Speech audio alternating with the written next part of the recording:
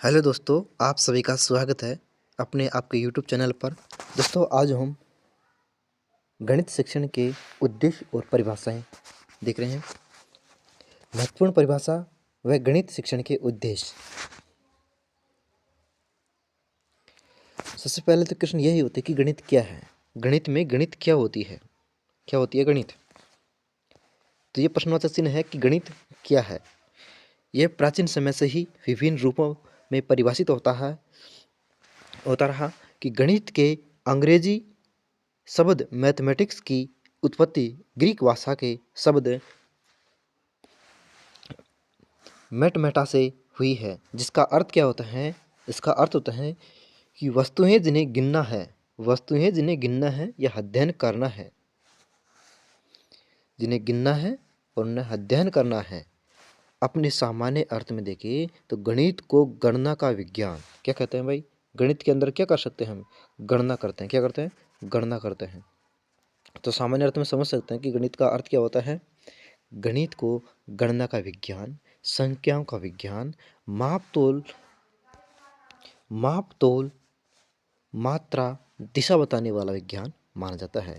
भाई गणित के द्वारा हम क्या क्या करते हैं, गणना करते हैं। संख्याएं उसके अंदर आती हैं तो संख्याओं का मान निकालते हैं, तो संख्या का विज्ञान। उसके द्वारा संख्याओं से मापन, तोलन, मात्रा, दिशा सब बताते हैं। तो इसी कारण इसे मापन, तोल, मात्रा, दिशा बताने वाला विज्ञान माना जाता है। देखिए, आपके जो रीट है उसके अंदर ऑब्जेक्टिव क्वेश्चन आते हैं, और ऑब्जेक्टिव क्वेश्चन के लिए मात्र आपको एक बार निगाहों में देख ले तो समझ लेना कि आप कर लेंगे। इसलिए आप जल्दी जल्दी इन विषयों को निमेट लीजिए, जिससे आपका क्वेश्चन जो अटेंड करेंगे वो अपने सहायक होएगा। ज़्यादा विस्तार से पढ़ने की ज़रूरत नहीं है, और हमको याद रखने की ज़रूरत नहीं है। मुँह में लेंगे उसे हमको टिक करना है, इसलिए आपको ध्यान से देखना है। देखिए, समग्र रूप से गणित को अंकों, अक्षरों, चिन्हों, संकेतों का ऐसा क्रमबद्ध विज्ञान है। क्या है, क्रमबद्ध विज्ञान है, जिसकी सहायता से परिमाण, क्वांटिटी, परिमाण क्या करते हैं, जिसकी इनकी सहायता से क्या करते हैं, अंक, अक्षर, चिन्ह, संकेत, इनकी सहायता से हम क्या निकालते हैं, परिमाण निकालते हैं, दिशा निकालते हैं, इनकी स्थिति, उनका बोध होता है, उनका ज्ञान, मतलब उनको निकाल पाते हैं। किसके कारण निकालते हैं, किससे निकालते हैं, किसकी सहायता से, अंकों से, अक्षरों से, चिन्हों से, संकेत के, इनके माध्यम से हम किसी को कोई परिमाण निकाल पाते हैं, कोई दिशा निकाल पाते हैं, स्थिति का बोध जान पाते हैं। देखिए, गणित विषय में संख्याएं ज्ञान और सक्रिय ज्ञान को मूलभूत दक्षताएं माना जाता है। इन्हें ही अन्य संप्रदायों का जन्म हुआ, मतलब इन्हीं से क्या है, अन्य संप्रदायों का जन्म हुआ। भाई इन्हीं से होता है ना। नेक्स्ट चलते हैं, महत्वपूर्ण परिभाषाएं। देखिए, एक परिभाषा इनमें जरूर आती है कि परिभाषाएं बताइए। गणित की परिभाषाओं में आ जाते हैं कि हॉगबेन क्या बोलते हैं, ये साहब जी, बैन साहब जी क्या बोलते हैं। देखिए, आपको ना याद नहीं रखना है, आपको इसके ये जो मनोवैज्ञानिक जो होता है इनका याद नाम रखना है, और परिभाषा याद रखनी है। परिभाषा याद नहीं रखनी मतलब एक दिमाग में एक चित्र बैठाना है कि इसने क्या कहा था। हॉगबेन, इस ध्यान रखना है कि हॉगबेन गणित सभ्यता और संस्कृति क्या है, दर्पण है। गणित क्या है, सभ्यता और संस्कृति का दर्पण है। देखिए, होग बहन, हमारी जो बहन है ये प्राचीन समय से, ऐसा रखना कि भाई बहन है, ये प्राचीन समय से बहन को बहन मानते हैं, और ये हमारी संस्कृति का एक रूप है कि इसकी हम शादी करेंगे धूमधाम से। तो ये सभ्यताओं में इनका उल्लेख भी है। ऐसे ऐसे विचार बना लीजिए कि ओक बहन है, वो हम हमारी सभ्यताओं के अनुसार, हमारी संस्कृति के अनुसार उसकी शादी करेंगे। वही हमारा क्या होगा, आईना होगा, दर्पण होगा। तो होग बहन गणित सभ्यता और संस्कृति का दर्पण है। ये ऑटोमेटिक आपकी मुँह याद आ जाएगा कि ऐसे दिखेगा ना, सभ्यता संस्कृति, तो बहन दिखे आएगा इसके अंदर, होग बहन, हो मेरी बहन, ये आगे सभ्यता और संस्कृति का दर्पण है। नेक्स्ट परिभाषा, रोजर बैकन। तो ये रोजर साहब जी देखते हैं रोज क्या करता है, जहाँ रोज जाते हैं। देखिए, ये हमारा रोज यहाँ और जाने का काम है। मान लो ये गेट है, ये क्या है, द्वार है हमारे पास, तो रोज जाने का काम है इस द्वार से। इसी कारण गणित समस्त विद्वानों का सिंह द्वार एवं कुंजी है, क्योंकि जब तक यहाँ ताला लग रहा होगा तो इसका कुंजी खोलनी पड़ेगी। तो क्या है, रोज़ जाने के लिए यहाँ पर कुंजी खोलना पड़ेगा सिंह द्वार का। जो रोजर बेकम है, ये गणित गणित क्या है, समस्त विद्वानों का सिंह द्वार और कुंजी है। सटेटा जो विद्वान है वो इस द्वार से जाएंगे तो इस कुंजी को खोल के जाएंगे। याद रखना, क्या रखना, कुंजी खोल के जाएंगे। कुंजी मतलब ताला, ताला से ताला खोलेंगे चाबी के लिए, चाबी चाहे जो कुंजी मतलब कुंजी चाहे जो जब सिंह द्वार फुटेगा तो कहते हैं तभी तो सभी विद्वान इससे जाएंगे ना। तो ये याद रखना, परिभाषा याद रखने के लिए हमारी एक छोटी सी मतलब डायग्राम के द्वारा मैं बता रहा हूँ कि गणित समस्त विद्वानों का सिंह द्वार एवं कुंजी है। ये ऑटोमेटिक आपको याद हो गया और ऑटोमेटिक आपको दिख आएगा ये। अब शब्द चलते हैं हमारे पास लोक की। लोक परिभाषा देखिए, लोक शब्द जी क्या कहते हैं, गणित वह मार्ग है जिसके द्वारा बच्चों के मन मस्तिष्क के तर्क करने की आदत विकसित होती है। देखिए ये परिभाषा आपने समझ ली। अब इसको देख कैसे याद रखेंगे कि लोक साहब जी क्या कहते हैं कि जो एक बालक है उसका जो मस्तिष्क जो है इसका लोक कैसे खोलेंगे, इसका लोक कैसे खेलेंगे। उसको बताएंगे बेटा एक रोटी और दो, एक रोटी क्या, एक रोटी होगी दो रोटी, क्या होगी दो रोटी। तो बच्चे के जो मन मस्तिष्क वो तर्क करेगा, मतलब विचार सोचेगा कि एक और एक हाँ दो हो गई, कि एक यारी दो हो गई। तो ऐसे तर्क करने की आदत विकसित होती है। क्या करती है, तर्क विकसित करती है लोक। तो लोक खोलती क्या करती है, लोक खोलती क्या खोलती है, लोक मस्तिष्क को खोलती है, मन मस्तिष्क को खोलती है। क्या करती है, हमारे जो मन मस्तिष्क इसको खोलती है। तो बताओ लोक के द्वारा क्या खोला जाता है, मन मस्तिष्क खोला जाता है। भाई इसके अंदर मन मस्तिष्क को खोलेंगे ना, लोक किसका खोलेंगे, मन मस्तिष्क का खोलेंगे। जब मन मस्तिष्क का लोक खोलेंगे तभी इसके अंदर तर्क विचार सोच समझ विकसित होएगी। ठीक है ना। तो लोक ने परिभाषा दे दी। इसके बाद चलते हैं हमारे पास हैं, यह रसेल साहब जी की परिभाषा आती है। ये रसेल साहब जी, ये रसेल नहीं है, रसियन नहीं है, रसेल है। क्या है, रसेल है। रसेल नामक प्रसिद्ध गणितज्ञ है। इनकी पुस्तक है इंट्रोडक्शन टू मैथमेटिकल फिजियोलॉजी ने, इसमें निम्न मूलभूत सिद्धांत दिए हैं। और सिद्धांत देखेंगे क्या क्या है रसेल के सिद्धांत हैं। तो रसेल के सिद्धांत देखते हैं। क्या कहता है रसेल साहब जी, रसेल साहब जी क्या कहते हैं कि एक रस रस देखिए रस रस क्या है, रस रस क्या करता है, गणित शिक्षा व सॉरी रस साहब जी क्या करते हैं, इसको एक बगल में लिखते हैं जब दिखिएगा, ये लिख लेते हैं। आपको या देखना है केवल, प्रत्येक बालक गणित सीख सकता है। भाई प्रत्येक बालक क्या कर सकता है, गणित सीख सकता है। अरे भाई ये तो हमारा रस रस में बहा हुआ है, रस रस हम हर चीज़ का रस निकाल सकते हैं। एक बालक भी गणित सीख सकता है, बिल्कुल सीख सकता है। आप बताएंगे बेटाओ लो एक रोटी लो और एक रोटी और लेगा, हाँ बेटा बोलेगा हाँ दो रोटी लूँगा, तो गणित सीख सकता है, बिल्कुल हाँ वो सीख सकता है। और गणित सीखना चाहिए। क्यों सीखना चाहिए, यदि वो एक और एक दो नहीं कहना सीखेगा तो गणित उसके लिए वो रोटी कैसे गिनेगा, बताओ भाई। गणित सीखना चाहिए ना भाई। उसे कहेंगे बेटा एक रोटी और एक रोटी लेगा क्या, हाँ उसको बता के आ जाना क्या, एक रोटी लेगा तो दो रोटी लेगा, क्या लेगा दो रोटी। तो गणित सीखना चाहिए, नहीं ऐसे कैसे बताएगा भाई, नहीं दो रोटी लूँगा मैं जा करके। तो ये गणित सीखना चाहिए, ये परिभाषा है। देख सीख सकता है और सीखना चाहिए। अब ये सीखेगा तो उसमें क्या आएगी, सोच आएगी। उसमें क्या है, तार्किकरण विकसित होएगा, गणितीकरण होएगा। तो ये आवश्यक है, मतलब ये उसकी सोच समझ भी विकसित होना आवश्यक है एक प्रकार से। तो बिल्कुल गणित सीखेगा, गणित सीख सकता है, सीखना चाहिए। और सोच समझ का इस गणितीकरण होगा, मतलब उसकी तार्किकरण की क्षमता बढ़ेगी, एक प्रकार से सोच समझ बढ़ेगी, ये समझना। ठीक है, ये हमारे पास हो गया रसल सब्जी की। ये हमारा इस रस नखड़े मतलब एक प्रकार का उसके अंदर का नचोड़ नखड़ा है। क्या नखड़ा, नचोड़, नचोड़ क्या, रस रस नखड़ा है। क्या सीख सकता है, सीखना चाहिए। क्या कर सकता है बालक, सीख सकता है। क्या कर सकता है बालक, सीख सकता है, सीखना चाहिए। और इसी कारण इसी से क्या होता है, सोच और तर्कीकरण होता है, या गणितीकरण होता है। ठीक है ना। अब चलते हैं, शिक्षाविदों का प्रबल मत था, क्या था कि इनका मत था कि विद्यालय शिक्षा में गणित विषय को, भाई विद्यालय जो शिक्षा है, विद्यालय के अंदर हमारी जो शिक्षा है, विद्यालय के अंदर शिक्षा को क्या करना चाहिए, विद्यालय शिक्षा के अंदर जहाँ पर विद्यालय में जो शिक्षा दी जाती है उसके अंदर गणित जो विषय है इसको अनिवार्य रूप से सम्मिलित किया जाए। इसलिए प्रारंभिक जो शिक्षा के जो सार्वभौमिकरण में भी गणित को प्रारंभिक कक्षाओं में अनिवार्य विषय, क्या अनिवार्य विषय के रूप में रखने की अभिशंसा की गई। कहा गया कि भाई गणित विषय प्रारंभिक विद्यालय शिक्षा में गणित विषय होनी चाहिए। क्यों, क्योंकि जब गणित नहीं होगा तो बच्चे की जो तार्किक जो क्षमता, जो सोचने समझने की क्षमता विकसित नहीं हो पाएगी।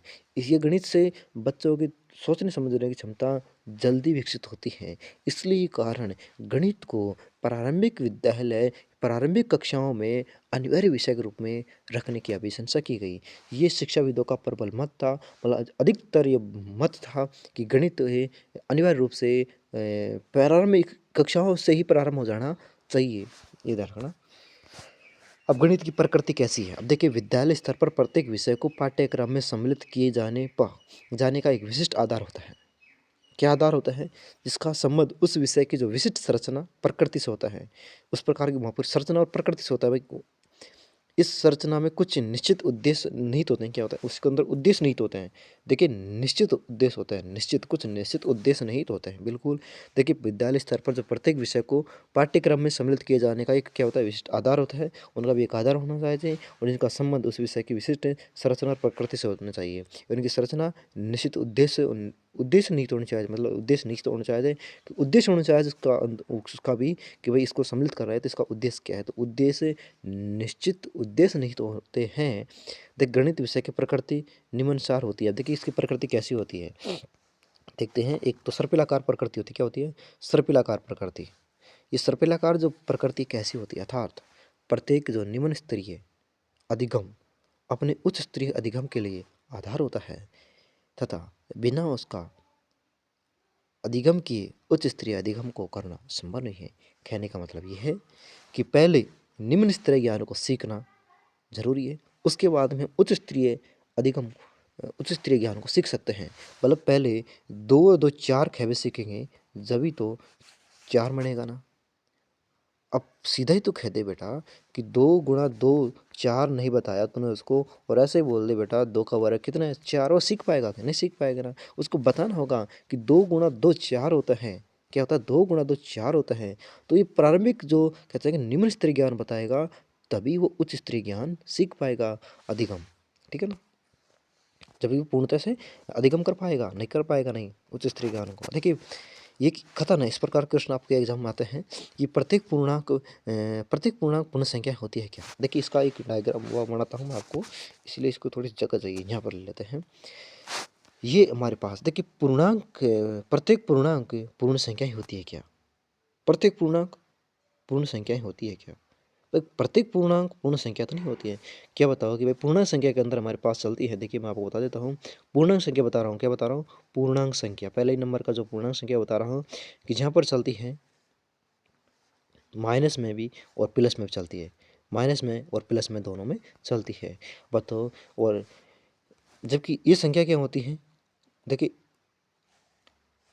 1 2 3 4 इस प्रकार चलती है। एक से स्टार्ट होती है, वो होती है पूर्ण संख्या, वो होती है प्राकृतिक संख्या। क्या होती है? प्राकृतिक संख्याएं। जबकि 0 से स्टार्ट होती है, 0 1 2, 0 1 2,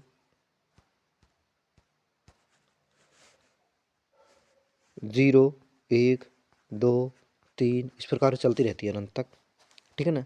इसके बाद में ये होती है हमारी प्राकृत संख्या, ये होगी हमारी पूर्ण संख्या, और ये होगी हमारी पूर्णांक संख्या। और जब भिन्न के रूप में लिखते हैं, p/q के रूप में जो लिखते हैं, वो होती है परिमेय संख्या। क्या होती है? परिमेय संख्या। ये हमारी पूर्णांक होगी, ये हमारी पूर्ण संख्या होगी, और ये हमारी प्राकृतिक संख्या होगी। अब देखते हैं, प्रत्येक पूर्णांक पूर्ण संख्याएं होती हैं। पता, प्रत्येक पूर्णांक, इस पूर्णांक के अंदर तो देखिए, पूर्णांक जो संख्या होती है ना, ये पूर्णांक संख्या ये है, ये पूर्णांक संख्या, प्रत्येक पूर्णांक संख्या क्या पूर्ण संख्या होती है क्या? ये देखिए, पूर्ण संख्या है 0 1 2। अब ये पूर्ण संख्याएं होती हैं क्या? प्रत्येक पूर्णांक पूर्ण संख्या होती है? नहीं होती है, क्योंकि इसके अंदर देखो माइनस वाली चलती है, तो प्रत्येक तो नहीं होगी। लेकिन ये कह सकते हैं कि प्रत्येक पूर्ण संख्या, ये पूर्ण जो संख्या है वो पूर्णांक होती है। लेकिन प्रत्येक पूर्णांक पूर्ण संख्या नहीं होती, क्योंकि इसके अंदर तो माइनस वाले चलते हैं, और पूरी माइनस वाली संख्या, इसके माइनस वाले तो इसके अंदर आती नहीं है। तो पूर्णांक संख्या है, पूर्ण संख्या नहीं होती है। पूर्ण संख्या पूर्णांक हो सकती है, इसलिए पहला कथन गलत है। चलते हैं सेकंड। प्रत्येक परिमेय प्राकृतिक होती है क्या? प्राकृतिक होती है क्या? अब देखिए प्राकृतिक संख्याएं हैं पी बटे क्यू के रूप में लिखी जाती हैं। अब बताओ इनको पी बटे क्यू के रूप में लिखते हैं क्या? लेकिन प्रत्येक नहीं हो सकती हैं। हाँ लिख सकते हैं, जैसे कि 4/2 है, इस 4/2 है ना। अब इसको 2 से 2 काटेंगे तो 2 आ जाएगा। ये क्या आएगा? क्या आ जाएगा? हमारी प्राकृतिक संख्या आ जाएगी। लेकिन कोई संख्या पॉइंटों में आती है पढ़ने के बाद में, परिमेय संख्या जो पॉइंटों में आती है ना, जब पॉइंटों में आती है तो वो प्राकृतिक संख्या नहीं होगी। तो आप कह सकते हैं कि मान लो 1/2 है, मान लो 5/4 है। अब काटेगा तो क्या कटेगा भाई? पॉइंट में जाएगा ना। जब पॉइंट में जाएगा तो पॉइंट वाली संख्या प्राकृतिक संख्या नहीं होती है। हाँ, तो ये प्रत्येक परिमेय संख्या, प्रत्येक परिमेय प्राकृतिक संख्या होती है? बिल्कुल नहीं होती है। सेकंड भी गलत हो गया। तीसरा चलता है कुछ पूर्णांक अपरिमेय होती है, कुछ पूर्णांक अपरिमेय होती है। और बताओ ये सभी जो पूर्णांक जो संख्याएं होती हैं ये सभी क्या होती हैं? ये जब सभी पूर्णांक संख्याएं होती हैं वो परिमेय होती है, अपरिमेय नहीं होती है। इसको हम अब बाद में विस्तार से पढ़ेंगे। चौथा नंबर चलता है प्रत्येक भिन्न एक परिमेय संख्या होती है। बिल्कुल भिन्न के रूप में हमने देखा पी बटे क्यू में जो प्रत्येक भिन्न है वो परिमेय संख्या होती है। बिल्कुल सही है ये तो। और प्रत्येक परिमेय संख्या एक भिन्न होती है। प्रत्येक परिमेय संख्या एक भिन्न है, पर प्रत्येक परिमेय संख्या एक भिन्न नहीं है, क्योंकि पूर्णांक व परिमेय और अपरिमेय दोनों हो सकती है। प्रत्येक परिमेय संख्या एक भिन्न है, ये गलत है। ये गलत है। चौथा नंबर का जो सही है प्रत्येक भिन्न परिमेय संख्या, लेकिन प्रत्येक परिमेय भिन्न नहीं। देखने का ना, इसका उल्टा ही लिख रखा है इसको बस। तो तीसरा चौथा नंबर का सही है प्रत्येक भिन्न एक परिमेय संख्या है। अब नेक्स्ट चलते हैं, टाइम ज़्यादा खराब नहीं करेंगे। गणित की अपनी एक भाषा होती है भाई। बी नंबर का आप आ गया हमारे पास। गणित की अपनी क्या होती है? एक भाषा होती है तथा गणितीय पद, अवधारणाएं, सूत्र, सिद्धांत, संकेत, चिन्ह कुछ विशिष्ट निष्कर्ष की उत्पत्ति करते हैं। क्या करते हैं भाई? इनके अंदर क्या होता है? गणितीय पद, अवधारणाएं होते हैं, कुछ सूत्र होते हैं, कुछ सिद्धांत होते हैं, सिद्धांतों पर चलती है गणित, कुछ संकेत इसके, कुछ चिन्ह होते हैं, विशिष्ट निष्कर्ष की उत्पत्ति होता है, निश्चित होते हैं। ध्यान रखना ये भी सूत्र, सिद्धांत, संकेत, चिन्ह, विशिष्ट निष्कर्ष। ठीक है। अब सी, गणित के निष्कर्ष सदैव क्या होता है? अविवादास्पद होता है, मतलब बिना विवाद के चलते हैं। अतः ये अन्य विषयों की तुलना में अधिक विश्वजातीय होती है, स्थायी होते हैं। मतलब ये क्या होता है? ये इसके अंदर कोई विवाद नहीं होता है, अविवाद उपस्थित होती है। ठीक है, इसके अंदर यही रखना कि विवाद नहीं होता, इसके अंदर कोई संकेत है, कोई तुलना में अधिक विश्वजित, मतलब तुलना विश्वास पात्र कर सकते हैं कि एक प्रकार का ये क्या होता है, इसके अंदर कोई किसी प्रकार का विवाद नहीं है। जो है वो है, जो है वो है, मतलब स्थायी होगा। जैसे कि 4 में से 2 गया तो जाएंगे। जैसे कि अब इसको उन्हें ये संकेतों के में हमने देख लिया, लेकिन हम इसको ऐसे देखें कि 1 2 3 4 हमने कर लिया। अब 4 में से 2 हटा देंगे तो बचेंगे क्या? 2। इसमें कोई विवाद नहीं है। ठीक ना, ये समझ सकते हैं। अब चलते हैं डी, गणित यथार्थ क्रमबद्ध है। क्या है? गणित क्रमबद्ध चलती है। जैसे कि 1 2 3 4 5 ये क्रमबद्ध ही रहेगा। तार्किक है, स्पष्ट होता है। इसमें अमूर्त संपत्तियों को मूर्त रूप में परिवर्तित कर उनकी व्याख्या की जा सकती है। जो अमूर्त जो है उसको मूर्त रूप में, मतलब मूर्त रूप में परिवर्तित कर उनकी क्या कर सकते हैं? व्याख्या कर सकते हैं, व्याख्या की जा सकती है। ध्यान रखना, ये दर्शन शास्त्र का विषय नहीं है। क्या है? ये दर्शन शास्त्र का विषय नहीं है जिसके अंदर हम मूर्त को अमूर्त को रख सकते हैं। ये मूर्त नहीं है, मूर्त रूप में लेकर करके उसको उसकी व्याख्या भी कर सकते हैं। ठीक है ना। अब डी के बाद में चलते हैं ई। ई क्या होता है? गणित परस्पर एवं तुलनात्मक संबंधों की व्याख्या करता है। इसके अंदर तुलनात्मक भी की जा सकती है। देखिए परस्पर तुलना की जा सकती है कि 1 और 2 इसकी तुलना करें तो बेटा छोटा कौन सा है? बताओ कौन सा छोटा है और बड़ा कौन सा है? आप पहचान सकते हैं ना। ठीक है, तो ये तुलनात्मक संबंध की व्याख्या करता है। ठीक है। अब चलते हैं गणित के अध्ययन से बालक में गणित से आगमन निगमन तथा विश्लेषणात्मक विश्लेषण, मतलब आगमन निगमन होता है और विश्लेषणात्मक विश्लेषण कर सकते हैं। अमूर्त चिंतन का विकास होता है और सामान्यकरण की क्षमता का विकास होता है। मतलब इसमें विश्लेषण कर सकते हैं, विश्लेषणात्मक, विश्लेषण प्लस आत्मक, अपनी आत्मा से विश्लेषण कर सकते हैं। अमूर्त चिन्ह का विकास होता है इनसे, और इनसे क्या होता है? सामान्यकरण की क्षमता का विकास होता है। ठीक, चलते हैं एफ के बाद में जी, गणित क्या है? वैज्ञानिक दृष्टिकोण का विकास करता है। हमारे पास वैज्ञानिक दृष्टिकोण का विकास भी गणित करती है, ठीक है ना? वैज्ञानिक दृष्टिकोण का विकास करता है, ठीक है। अब एफ के बाद में जी एच आई चलते हैं, एच चलते हैं। गणित क्या है? गणित विज्ञान की अन्य शाखाएं, गणित क्या करते हैं? विज्ञान की जो अन्य शाखाएं जैसे कि भौतिक, भूगर्भिक शास्त्र, खगोल विज्ञान, रसायन शास्त्र आदि के अध्ययन में सहायक होती है। मतलब आप समझ सकते हैं कि जहाँ पर संकेत, चिन्ह, आंकड़े, परिमाण, मान निकालते हैं, और गणित का रूल अधिक सभी विज्ञानों में अधिकतर होता ही है। तो कह सकते हैं कि अ, लगभग सभी विषयों में के अध्ययन में गणित विज्ञान सहायक होती है, मतलब उनको समझने में सहायता करती है। अब चलते हैं, देखिए हमने यह देख रहे हैं प्राकृतिक संख्याएं। देखिए हमने देखा था कि प्राकृतिक संख्या क्या होती है? प्राकृतिक संख्या क्या होती है? प्राकृतिक संख्या क्या होती है? अ, प्राकृतिक संख्या क्या होती है? प्राकृतिक संख्या में देखा 1 2 3 4, हम ये देख लेते हैं एक बार, है ना? पूर्ण संख्या क्या होती है? पूर्ण संख्या 0 1 2 3 4। पूर्णांक संख्या क्या होती है? 0 1 2 3 4, -1 -2 -3, इस प्रकार चलती रहेगी ना। और परिमेय संख्या क्या होती है? जिनको पी बटे क्यू के रूप में लिख सकते हैं, अपरिमेय जिनको पी बटे क्यू के रूप में नहीं लिख सकते हैं, ठीक है ना। अब देखिए प्राकृतिक संख्या ये है और पूर्ण संख्या ये है 0 1 वाली, है ना। हम कलर चेंज कर लेते हैं थोड़ा सा, जिससे समझ पाएंगे अच्छी तरह से। देखिए प्राकृतिक संख्या ये है और पूर्ण संख्या ये है, पूर्णांक संख्या ये है और परिमेय संख्या ये है, ठीक है ना।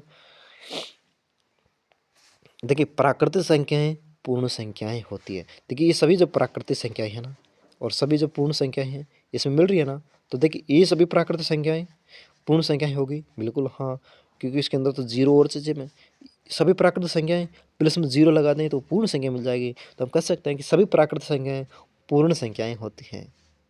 और प्राकृतिक संख्या में लगा लें और पूर्णांक संख्या लगा लें, सटेटी प्राकृतिक संख्या पूर्णांक संख्या मिला करके हम पूर्णांक संख्या को बना सकते हैं। क्योंकि देखिए जीरो से 1 2 3 4, जीरो वाली जीरो स्टार्ट करेगा तो वो पूर्ण संख्या बन जाएगी, और 1 से स्टार्ट करेगा तो प्राकृतिक संख्या बन जाएगी। तो सभी पूर्ण संख्याएं और प्राकृतिक संख्याएं पूर्णांक संख्याएं होती है। इसके बाद हम चलते हैं परिमेय संख्याएं। देखिए हम किसी भी संख्या के नीचे कोई भी अक्षर लगा दे, मतलब 2 के नीचे मान लो 1 रख सकते हैं ना, वो भी 1 2 ही रहेगा ना। तो हम प्रत्येक संख्या के नीचे हम 1 लगा करके कह सकते हैं उनको परिमेय संख्या बना सकते हैं, क्योंकि परिमेय संख्या को हमेशा पी बटे क्यू क्रम में लिखा जाता है, मतलब भिन्न के रूप में लिखा जाता है। तो कह सकते हैं, क्या कह सकते हैं कि जो प्रत्येक सॉरी प्राकृतिक संख्या, पूर्ण संख्या, पूर्णांक संख्या परिमेय संख्या होती है। तो सभी प्राकृतिक संख्या पूर्ण संख्या होती हैं और सभी प्राकृतिक संख्या पूर्ण संख्या होती हैं, और सभी प्राकृतिक और पूर्ण संख्या पूर्णांक होती हैं। सभी प्राकृतिक, पूर्ण और प्राकृतिक संख्या मिलकर के परिमेय संख्या बना सकते हैं। तो ये हमने समझा परिमेय संख्या के बारे में। अपरिमेय जो होते हैं जिनको भिन्न बटे पी बटे क्यू के रूप में नहीं लिखते हैं। नेक्स्ट चलते हैं गणित के कुछ गणित शिक्षण के कुछ उद्देश्य। क्या उद्देश्य है इसके? देखिए उद्देश्य देखते हैं। उद्देश्य एक ऐसा वांछित व्यवहार परिवर्तन होता है जो शैक्षिक क्रियाओं के माध्यम से लाए जाते हैं। मतलब शिक्षा की क्रिया करके मतलब शिक्षा के माध्यम से लाए जा सकते हैं। उनके दो प्रकार होते हैं, एक तो सामान्य उद्देश्य और दूसरा विशिष्ट उद्देश्य। सामान्य उद्देश्य क्या होता है और विशिष्ट उद्देश्य क्या होता है? देखिए हम इनको ऐसे ले लेते हैं। ये सामान्य उद्देश्य, ये देख लेते हैं।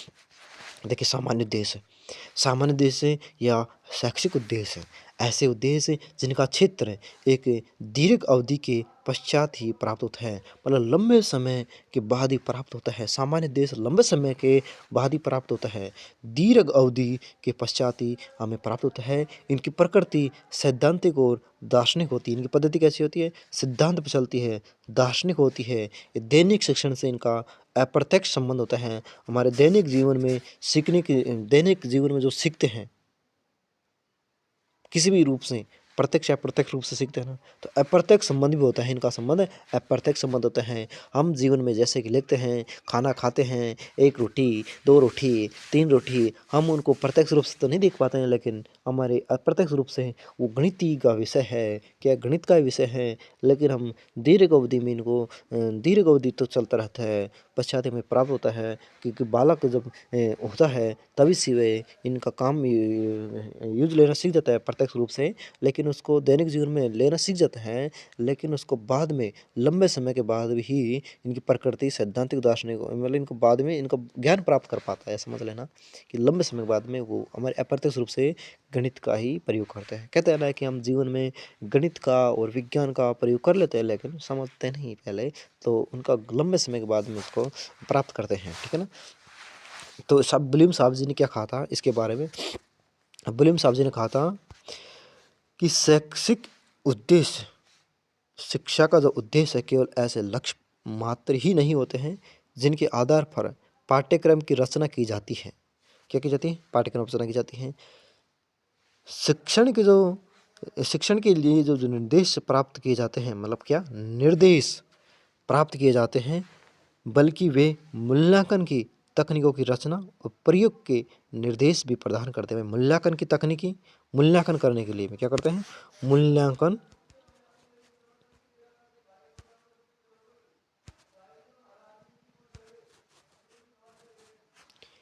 निर्देश प्राप्त किए जाते हैं, बल्कि वे मूल्यांकन की क्या करते हैं?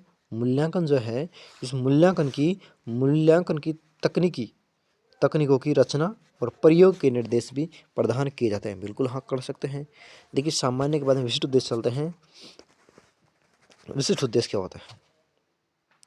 ऐसे उद्देश्य जिनका क्षेत्र सीमित होता है, कुछ विशिष्ट होता है। मतलब कहते हैं ना कि आपने देखा होगा, एक पहले कंप्यूटर विषय आपने कभी पढ़ा होगा, तो आपने देखा होगा कि एक तो सामान्य कंप्यूटर, एक विशिष्ट कंप्यूटर। विशिष्ट कंप्यूटर जो होते हैं किसी विशिष्ट उद्देश्य के लिए बनाए जाते हैं, उनका क्षेत्र सीमित होता है। जैसे कि कोई कंप्यूटर बनाया गया है, हमने जैसे कि परमाणु के लिए कोई कंप्यूटर बनाया गया, तो उसी के लिए काम करता है। हमने मान लिया कोई गेम के लिए कोई एक बनाया है, तो गेम खेलता है।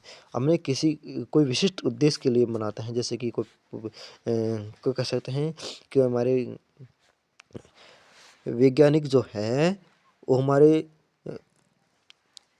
अंतरिक्ष के लिए अंतरिक्ष के लिए जो कंप्यूटर बनाते हैं, उनका विशिष्ट उद्देश्य होता है कि अंतरिक्ष क्षेत्र, उनका विशिष्ट क्षेत्र होता है, उनका वही क्षेत्र होता है। हमारे जैसे कि हम देखते हैं कि हॉस्पिटलों के अंदर जो कंप्यूटर होता है, उनका एक उद्देश्य होता है, उनके लिए एक अलग से कंप्यूटर बनाया जाता है, इसके अंदर वैज्ञानिक पद्धति अलग होती है, उनका क्षेत्र वही होता है, मतलब विशिष्ट होते हैं। विशिष्ट उद्देश्य मिलने का उद्देश्य क्षेत्र सीमित होता है, उनकी प्राप्ति के एक कालांश होती है तथा सीमित समय में ही होती है। इनकी प्रकृति मनोवैज्ञानिक होती है, ये मनोवैज्ञानिक होती है। ये दैनिक शिक्षण और प्रत्यक्ष संबंध होता है इनका, दैनिक शिक्षण इनका प्रत्यक्ष संबंध होता है। ये सीखने की प्रक्रिया तथा मूल्यांकन की प्राविधियों को सीधे ही प्रभावित करते हैं। शिक्षाविदों का मानना था कि संपूर्ण शिक्षण प्रक्रिया, पूरी जो शिक्षण प्रक्रिया है वह त्रिध्रुवीय होती है। क्या होती है? त्रिध्रुवीय होती है। क्या होती है? त्रिध्रुवीय होती है। सभी शिक्षाविद कहते हैं, क्या कहते हैं कि संपूर्ण जो शिक्षण जो प्रक्रिया है ये त्रिध्रुवीय होती है। क्या होती है? एक त्रिकोणमिति कह सकती है, योग कह सकते हैं त्रिकोणमिति, क्या एक त्रिभुजाकार कह सकते हैं कि त्रिध्रुवीय होती हैं, आपस में बंधी होती है। जैसे कि उद्देश्य, हर विषय का उद्देश्य होता है, उनका साधन और उनको प्रमाणित मूल्यांकन, ये होता है कि शिक्षण अधिगम की जो अनुभव होता है वह साधन होता है। हमारा शिक्षण जो प्रमाणिक हुए, प्रमाणिक करके मूल्यांकन करते हैं, और उद्देश्य उनका होता है निश्चित। एक उद्देश्य जरूर होना चाहिए कि विषय का एक निश्चित उद्देश्य होता है ना। अब मैंने बुलिम का जो शिक्षण उद्देश्य का जो वर्गीकरण है वो देखते हैं। बुलिम का शिक्षण उद्देश्य का वर्गीकरण हमारे विषय में जो बुलिम है उसका देखते हैं शिक्षण उद्देश्य का वर्गीकरण किस प्रकार का रहा। देखिए, चलो हम देखते हैं। बुलिम और उनके सहयोगियों ने शिक्षण अधिगम प्रक्रिया में व्यवहार के 3 पक्ष, भाई इसने व्यवहार के 3 पक्ष कौन कौन से? ज्ञानात्मक, भावनात्मक और क्रियात्मक। ज्ञानात्मक, भावनात्मक और क्रियात्मक। क्या किया? ज्ञानात्मक, भावनात्मक और क्रियात्मक, इनके सापेक्ष शिक्षण उद्देश्य का क्या वर्गीकरण करते हुए भिन्न प्रकार उनकी अवधारणाएं प्रस्तुत किए। अब देखते हैं इनकी 3 जो शिक्षण प्रक्रिया है कौन कौन सी है। तो हमारी ज्ञानात्मक, भावनात्मक, क्रियात्मक, इनका जो सापेक्ष शैक्षणिक उद्देश्य का वर्गीकरण देखते हैं, इनकी अवधारणा देखते हैं किस प्रकार की रही थी।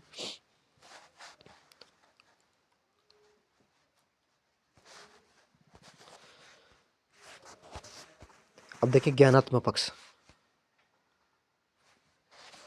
ज्ञानात्मक जो पक्ष था वह व्यवहार के इस पक्ष के उद्देश्य का वर्गीकरण हमारे ब्लूम ने 1956 में किया था। कब किया था? 1956 में किया था भाई, ब्लूम का चल रहा है।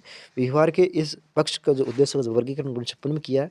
इन उद्देश्य का संबंध व्यक्ति के मानसिक पक्ष अर्थात बौद्धिक क्षमताओं से होता है। हमारे जो क्या होता है, हमारी बुद्धि मानसिक पक्ष से होता है इनका।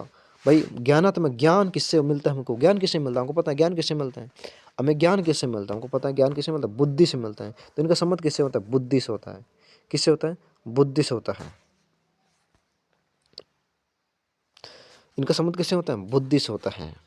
तो हमने देखा कि इसने 1956 ने जो प्रस्तुत किया था, और इनका संबंध व्यक्ति की मानसिक बोले तो बौद्धिक क्षमता से होता है। ये सरल से कठिन की ओर क्या होता है? सरल से कठिन की ओर क्या होता है? सरल से कठिन की ओर चलते क्या चलते हैं? सरल से कठिन की ओर चलता है। इस प्रकार व्यवस्थित किए गए हैं कि निचले स्तर का जो उद्देश्य सीख लेने पर या प्राप्त कर लेने पर ही अगले उद्देश्य तक पहुंचा जा सकता है। हमने देखा था ज्ञानात्मक पक्ष क्या होता है कि निम्न स्तरीय ज्ञान सीख लेते हैं तभी हम उच्च स्तरीय ज्ञान को सीख पाएंगे। मतलब पहले सरल सरल सीखेंगे, फिर कठिन कठिन सीखेंगे। पहले सरल सरल जोड़ सीखेंगे, बाद में कठिन कठिन जोड़ सीखेंगे। यह क्या ज्ञानात्मक कहते हैं? ये हमारा ज्ञान, ज्ञान का विकास तभी होता है। ये मन बौद्धिक बुद्धि का विकास हमारे जो है कहते हैं ना, क्या बोलेंगे इसको, हमारे देश भाषा में क्या बोला है, हमारी बुद्धि को प्रयोग जब भी कर पावे ढंग से कि पहले छोटो छोटो काम करे फिर बड़ो बड़ो काम करोगे। क्या करोगे? पहले सरल सरल काम करो, फिर कठिन कठिन काम करोगे। पहले सरल ज्ञान प्राप्त करोगे, फिर बाद में उच्च स्तरीय ज्ञान प्राप्त करेगा। तो क्या कहता है पहले ये व्यवहार के इस उद्देश्य का वर्गीकरण हमारे BS विलियम ने किया था 1956 में। इसका किया था 1956 में किया था। और मानसिक पक्ष अर्थात बौद्धिक क्षमताओं से इनका विकास, इनका संबंध होता है। ये सरल से कठिन की ओर इस प्रकार व्यवस्थित किए गए हैं कि निचले स्तर का ज्ञान सीखने के बाद में उस अगले स्तर का ज्ञान कह सकते हैं, उच्च स्तरीय ज्ञान सीख पाएगा। ठीक है ना। विलियम ने इस पक्ष के अंतर्गत कुल 6 उद्देश्य निम्न प्रकार बताए थे। क्या बताए थे? 6 उद्देश्य क्या बताए थे? अब देखते हैं 6 उद्देश्य कौन कौन से हैं। ये तो ज्ञान, नॉलेज। देखिए ज्ञान क्या होता है कि सूचनाओं, संपत्तियों, पदों आदि की जानकारी अर्जित करना।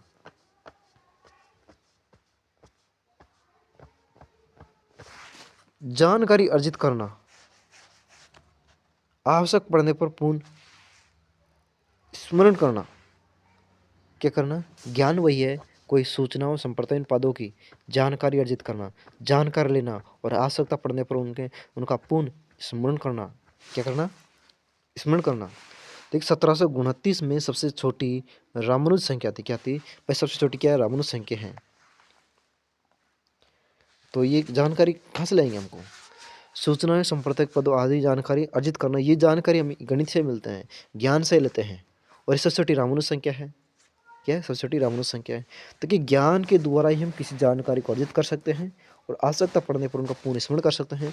आपसे एग्जाम पूछे बेटा छोटी रामानुज संख्या क्या है, अब आवश्यकता पड़ेगी, अब क्या करेगा? स्मरण करेगा। तो ज्ञान, हमारे पास ज्ञान होगा तो स्मरण करेगा। तो समझ सकते हैं कि अर्जित करेंगे, अर्जित किए ज्ञान को आवश्यकता पड़ने पर स्मरण करेंगे, है ना। ये हमारे टाइम में चल ही रहा है कि अब याद कर रहे हैं और एग्जाम में आवश्यकता पड़ेगी वो इसको क्या करेंगे? स्मरण करेंगे। तो ज्ञान चाहिए, ज्ञान। तो ज्ञान लो, आप इस टाइम पे ज्ञान ले रहे हो तो यही ज्ञान है। क्या? यही ज्ञान है। तो समझ गए वो कि जानकारी अर्जित कर और उसको आवश्यकता पड़ने पर स्मरण करना, यही क्या है? ज्ञान है। ठीक है, चलते हैं दूसरे नंबर का, अवबोध। किस प्रकार का अवबोध होता है? जो ज्ञान अर्जित किया है ना उसकी समझ विकसित करना। इसके अंतर्गत तुलना, अंतर, वर्गीकरण, संबंध स्थापित करना आदि आते हैं। देखिए अवबोध का मतलब होता है, अवबोध का अंतर्गत क्या होता है?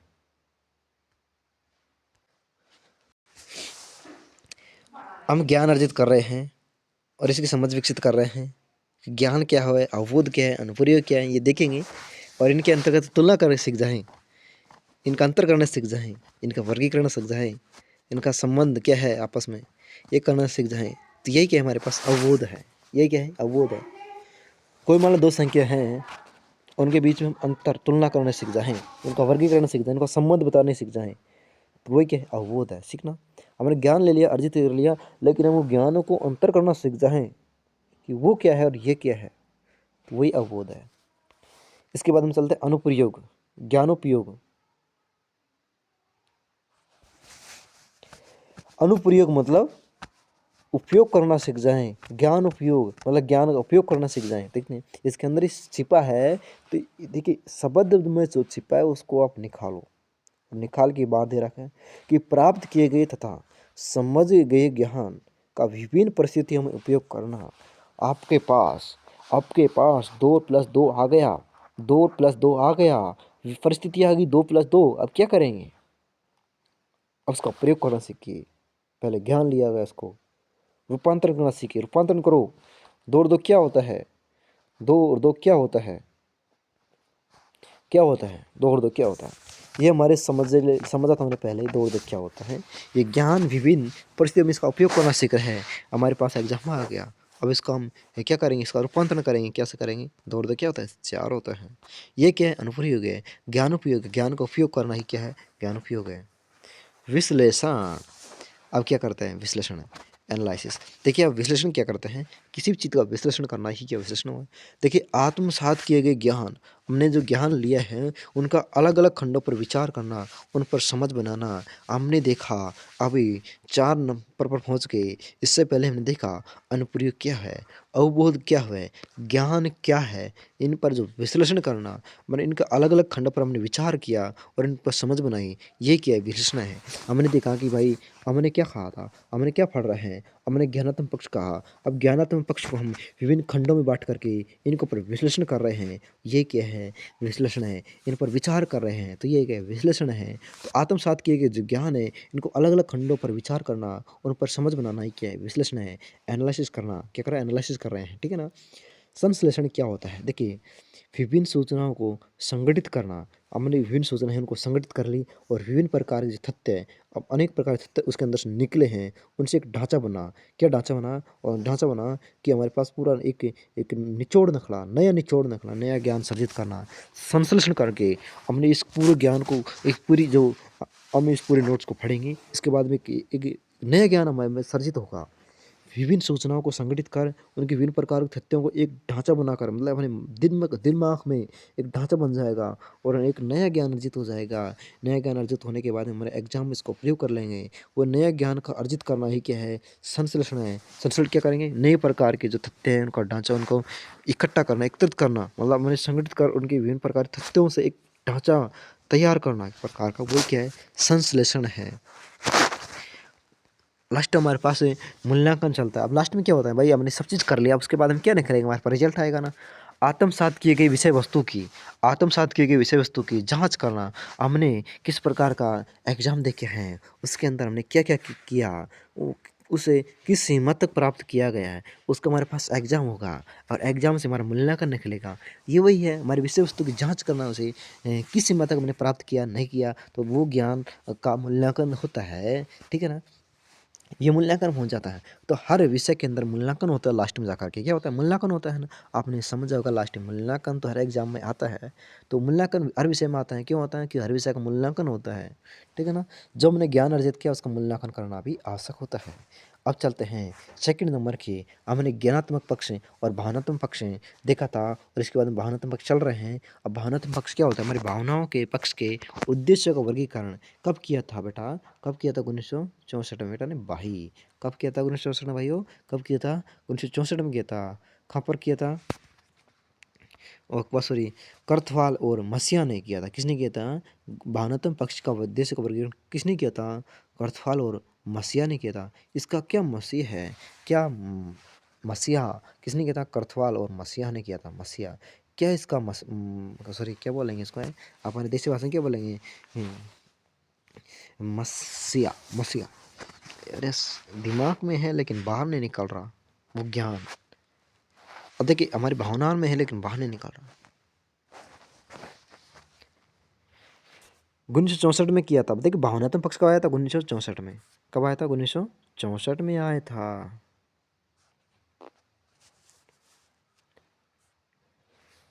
इस उद्देश्य का संबंध भावनात्मक क्षेत्र, अब भावनात्मक क्षेत्र क्या होते हैं? जैसे कि रुचियाँ, मूल्य, प्रेरणा, उत्साह, दृष्टिकोण से होता है। हमारी भावना हम किस प्रकार रुचि है, किस प्रकार का उनका प्रेरणा उत्साह है तथा दृष्टिकोण है। हमारी भावना के अंदर का जो इनका किस प्रकार की रुचि, मूल्य, प्रेरणा, उत्साह और दृष्टिकोण से होता है। इनसे देखिए हम देखते हैं एक एक प्रकार के इस क्षेत्र के शिक्षण उद्देश्य, इस क्षेत्र के जो भावनात्मक शिक्षण क्षेत्र के भावनात्मक जो पक्ष है उसके शिक्षण उद्देश्य किस प्रकार के हैं वो देखते हैं मेरियो। जो निम्न प्रकार के हैं। आग्रहण, आग्रहण क्या होता है? आग्रह करना नहीं तो क्या होता है? क्या होता है आग्रह करना? आग्रहण करना, आग्रह करना क्या होता है? देखिए आग्रहण करना रिसीव में किस प्रकार के हम रिसीव करते हैं। देखिए इसके अंतर्गत बालकों को प्रेरित करना होता है। बाल को किस प्रकार के प्रेरित करेंगे ताकि विषयगत मूल्यों को ग्रहण करने की इच्छा जागृत कर सके। हम कहेंगे बेटा इस ज्ञान से हमको ये लाभ मिलेगा, हम उनको प्रेरित करेंगे। हम प्रेरित करने के बाद में वो क्या करेंगे, वो विषय के मूल्यों को ग्रहण करने की इच्छा जागृत होगी उनमें।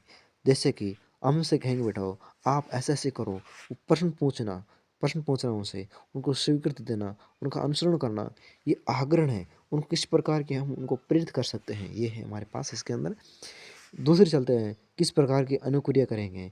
दिए गए हमने जो निर्देश दिए हैं उनके अनुसार कार्य करना। अनुक्रिया, क्रिया के अनुक्रिया होती है, क्रिया अनुक्रिया होती है, निर्देश के अनुसार कार्य करना। जैसे कि हमने निर्देश दिया कि बेटा बिना कहीं बाहर नहीं जाएंगे, आज्ञा पालन करना। बेटा क्वेश्चन का आंसर देना, उत्तर देना, ये भी कि हमारे पास अनुक्रिया है। हमने क्वेश्चन दिया, रिस्पॉन्स में कुछ मिलना अनुक्रिया होती है। रिस्पॉन्स है ना, रिस्पॉन्स एक प्रकार अनुक्रिया होती है। अनुक्रिया प्रतिक्रिया, क्रिया के बदल क्रिया। नेक्स्ट चलते हैं अनुमूल्यन। किस प्रकार का हमारे पास अनुमूल्यन करते हैं? किन्हीं विशिष्ट मूल्य के प्रति, किसी विशिष्ट मूल्य के प्रति प्रतिबद्धता विकसित करना। कोई विशिष्ट उद्देश्य है, कोई विशिष्ट मूल्य उनके प्रति प्रतिबद्धता विकसित करना क्या है? अनुमूल्यन है। क्या है बेटा? अनुमूल्यन है, अनुमूल्यन है। नेक्स्ट चलते हैं संगठन। किस प्रकार की हम व्यवस्थापन कर सकते हैं? तो हम संगठन किस प्रकार के बनाएंगे? पूर्ण अनुभव, मतलब पहले के जो पूर्व अनुभव है, पूर्व अनुभवों को संगठित करना। पहले के अनुभव को क्या करना? इकट्ठा करना, संगठित करना। पहले का अनुभव तो संगठन रहे ना भाई। गत अनुभवों एवं वर्तमान अनुभवों को जोड़कर, पहले के अनुभव तो हमारे पास अंदर इकट्ठे हैं, अब वर्तमान के अनुभवों को जोड़कर सामान्य सिद्धांत बनाना, उसे क्या बोलते हैं? सामान्यकरण। क्या बोलता है? सामान्यकरण कर देना। सामान्य प्लस करण मतलब इसका विस्तार करना एक प्रकार है। जैसे कि अपने मरुस्थलीकरण करता है तो मरुस्थलीकरण का विस्तार किस प्रकार हो रहा है? तो मरुस्थलीकरण वो होता है सामान्यकरण, सामान्य सिद्धांत बनाना। सामान्य सिद्धांत का किस प्रकार का विषय करना, सामान्यकरण कहलावा है। मतलब उनको आगे तक उनका अनुभव, पहले के अनुभव और वर्तमान अनुभव को मिला करके सामान्यकरण करना। सामान्य प्लस करण मतलब उनको ऊपर की ओर बढ़ाने के प्रकार से उनमें कुछ अनुभवों को जोड़ना।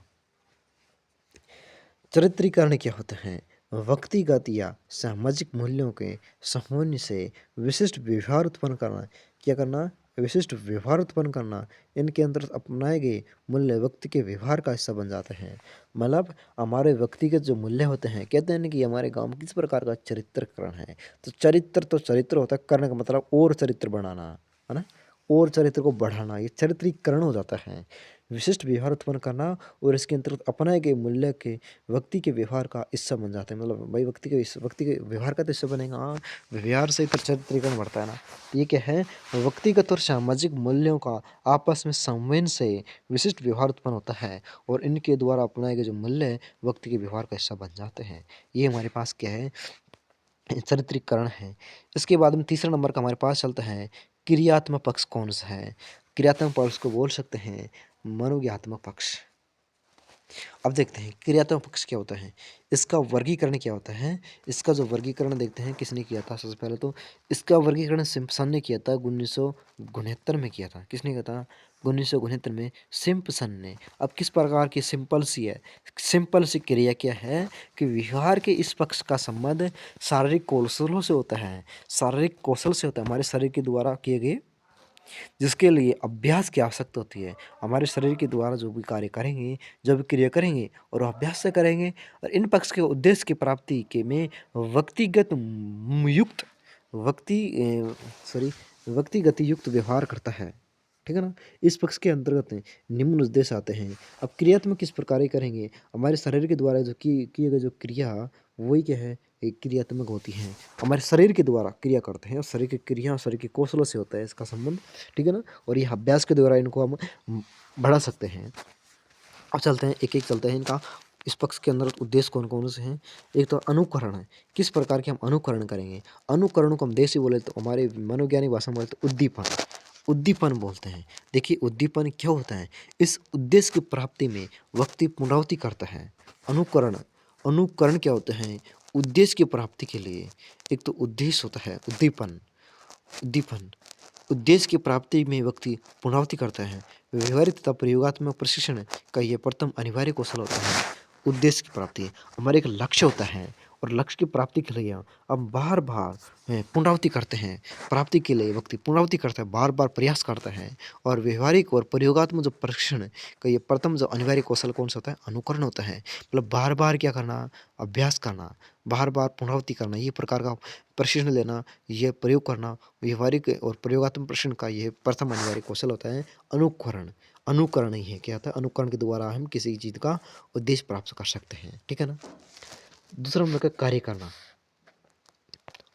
कार्य करना इस उद्देश्य के अंतर्गत निर्देशों का पालन करते हुए, भाई क्या है कि क्या करें कि निर्देशों का पालन करते हुए, हमारे पास जो निर्देश हैं उनका पालन करते हुए उनके अनुसार कार्य किया जाता है।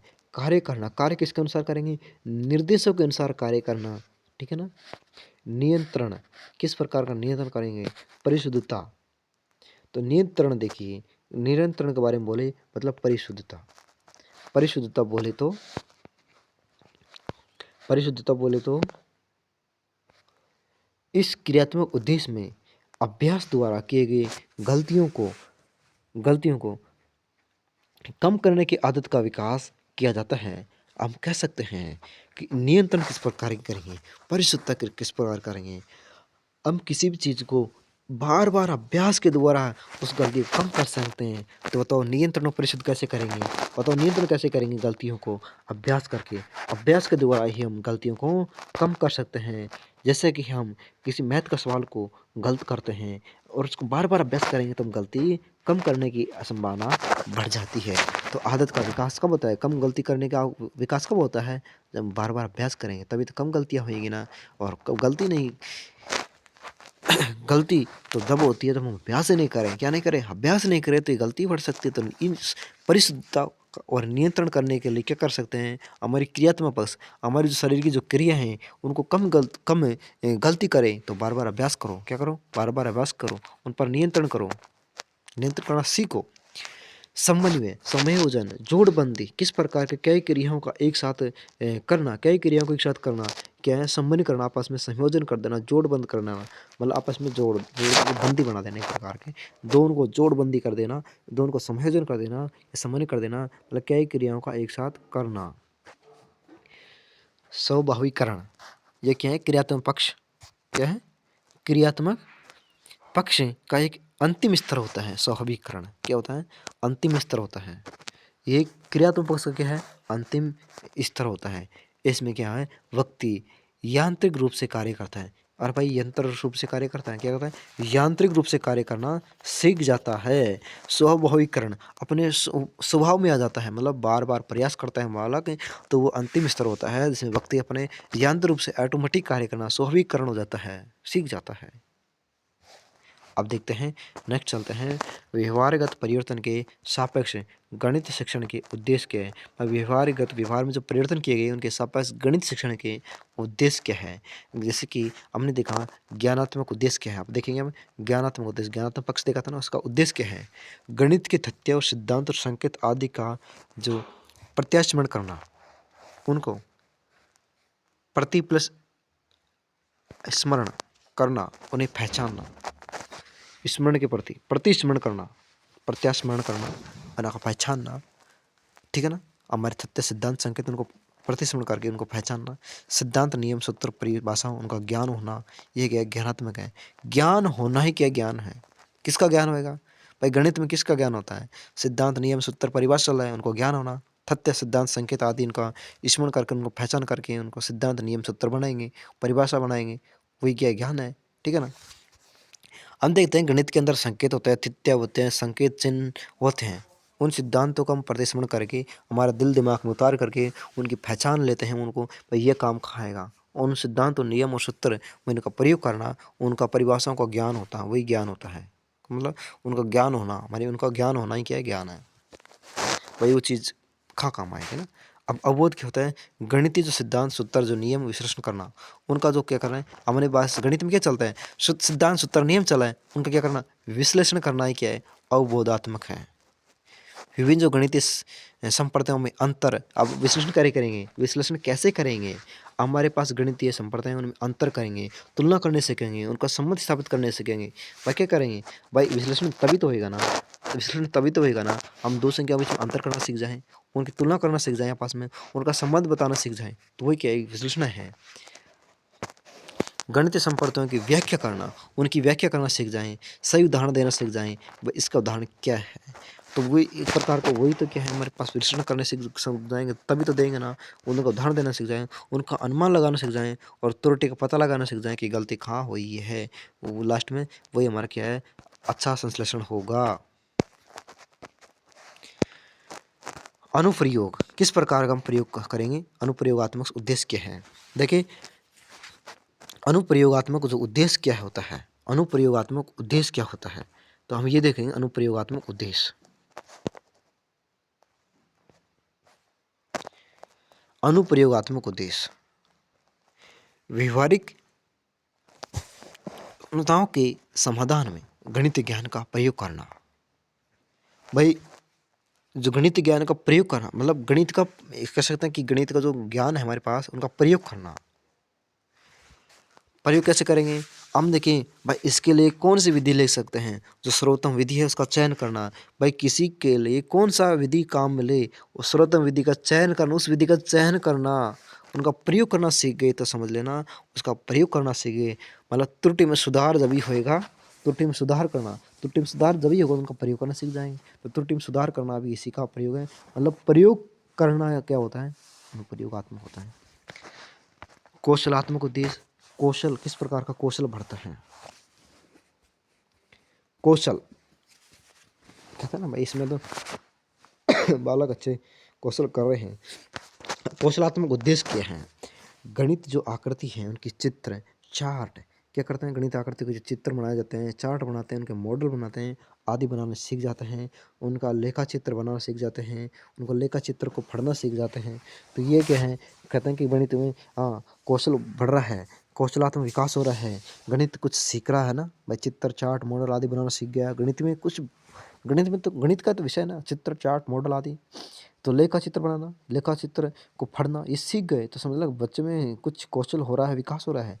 गणित उपकरणों में त्रुटि की, गणित जो उपकरणों में त्रुटि को सुधारना किस प्रकार से देंगे, किस प्रकार की सुधार सकते हैं। देखिए रेखा गणित की जो विभिन्न मापों का पढ़ना, रेखा जो विधि की जो विभिन्न माप को पढ़ने सीख जाएंगे, विभिन्न मापों का पढ़ना, गणित की गणनाओं की शीघ्रता, गणित की गणनाओं को शीघ्रता मतलब जल्दी, सरलता से और शुद्धता से करना सीख जाएं, मतलब उनका प्रयोग भी एक प्रकार से शुद्ध रूप से करना सीख जाएं, सरल रूप से करना सीख जाएं, जल्दी करना सीख जाएं।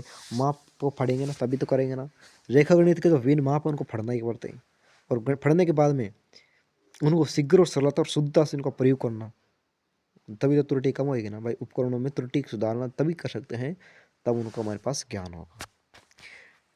पांचवा चलता है अभिरुचियात्मक उद्देश्य। तो अभिरुचि प्लस आत्मक, अभिरुचियात्मक गणितीय चित्रों की एल्बम बनाना। भाई गणित चित्रों का एल्बम बनाना, पुस्तकालय जाकर गणित की पुस्तकें पढ़ना, गणितज्ञों की जीवनी पढ़ना, गणित के अधिकांश प्रश्न पूछना, गणित अध्यापक से मधुर संबंध बनाना। तो रुचि जब भी बढ़ेगी ना भाई, हमारे पास कोई विषय में रुचि बढ़ानी है तो क्या करना होगा? कोई विषय में रुचि बढ़ानी है तो उसका हम एल्बम बनाएंगे, चित्रों का एल्बम बनाना, पुस्तकालय जाकर के गणित की पुस्तक पढ़ना, पुस्तकालय पढ़ेंगे, पुस्तकें पढ़ना, उनकी जीवनी पढ़ना, पुस्तकालय जाकर गणित की पुस्तकें पढ़ना, गणितज्ञों की जीवनी पढ़ना, क्या करना? उनकी जीवनी पढ़ना, गणित की अधिकांश प्रश्न पूछना। पहले उनको प्रश्न पूछ करके जब एक व्यक्ति में अब जब रुचि पैदा हो जाती है ना, तो प्रश्न पूछना खुद ही सीख जाता है, गणितज्ञों की जीवनी पढ़ना सीखता है, और उनको भाई ये गणित कैसे बना था, मतलब एक रुचि पैदा हो जाती है, ऑटोमेटिक पैदा हो जाती है ना। तो ऑटोमेटिक पैदा होती है, लेकिन उसके लिए भी पहले कुछ क्रिया करनी पड़ते हैं। तो उसको प्रश्न पूछा जाता है, गणित अध्यापक से मधुर संबंध होता है, विभिन्न गणित की पहेलियों का जो निर्माण होता है, पहेलियों का निर्माण होता है। तो ये इस प्रकार का जो गणित के संबंध में कुछ तथ्य हैं, उनको हमारे पास क्या होता है, उनसे आपस में एक प्रकार का संबंध स्थापित हो जाता है आपस में। अभिवर्त्यात्मक उद्देश्य, किस प्रकार का अभिवर्ती प्लस आत्मक उद्देश्य होता है? देखिए, गणित को सरल विषय समझना, ऐसा नहीं कि गणित कठिन है तो समझ में नहीं आएगी। गणित कैसे एक सरल विषय समझना, गणित विषय के प्रति सकारात्मक दृष्टिकोण रखना। कैसे रखना? सकारात्मक दृष्टिकोण रखना हमेशा। गणितीय समस्याओं के समाधान में असफलताओं से विचलित न होना। गणित समस्याओं के समाधान में, भाई गणित जो समस्या है उनके समाधान में असफलताओं से विचलित न होना। असफलताओं से क्या होना? विचलित न होना। जो गणित की जो समस्याएं हैं उनके समाधान में असफलताओं से विचलित नहीं होना। कहते हैं ना, मन के हारे हार है और मन की जीते जीत है। तो हमारे कहते हैं गणित की समस्याओं के समाधान में असफलताओं से विचलित नहीं ना। भाई हमने सफलता प्राप्त नहीं की तो विचलित हो गया, तो ये मार्ग को विचलित नहीं करना, ऊपर की ओर हमेशा जाना है।